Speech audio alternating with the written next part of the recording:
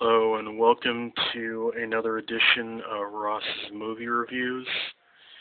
And this is a movie that I grew up with in my childhood, and it was actually the first comic book movie that I had ever seen when I was a kid. And I did get into Batman and stuff like that, but it never really impressed me as much as the movie Superman did. And Christopher Reeve, who was pretty much a newcomer who did plays off and on, was just did mostly plays and stuff like that. Did a test run for Superman, and he actually got the role. And let me tell you something right now. I don't think there's any other person that could have played Superman than Christopher Reeve. I think that he was the number one choice for Superman, period. He got his grace, he got his elegance, he got his strength, he got his power, he got his intelligence, everything, man, that was from the comic book. And John Williams' score, just fucking awesome.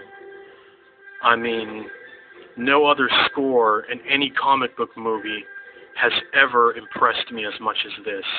This is one of the most awesome scores ever made from John Williams. I mean, it is just absolutely fantastic, and it sets the mood.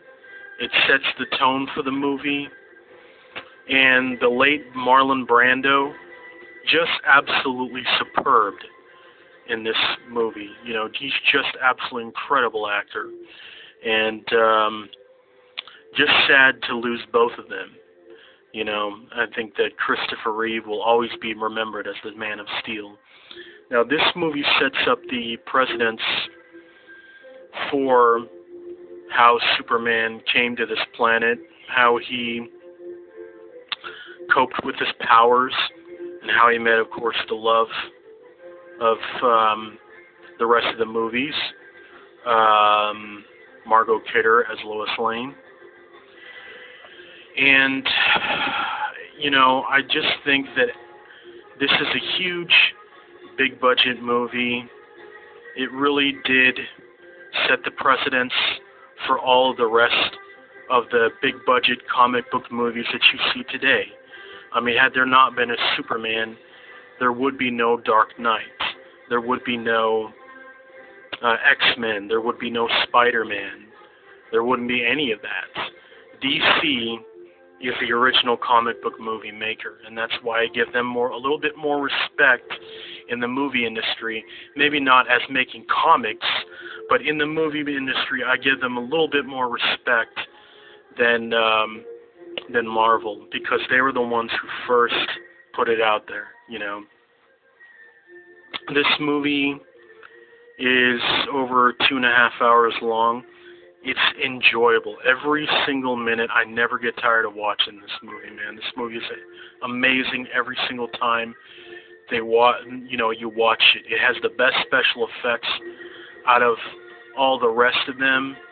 It just absolutely, is just an incredible movie to watch. And the fact that they didn't use any computer animation for the special effects or anything like that is absolutely superb. To the ice castle at the first part, to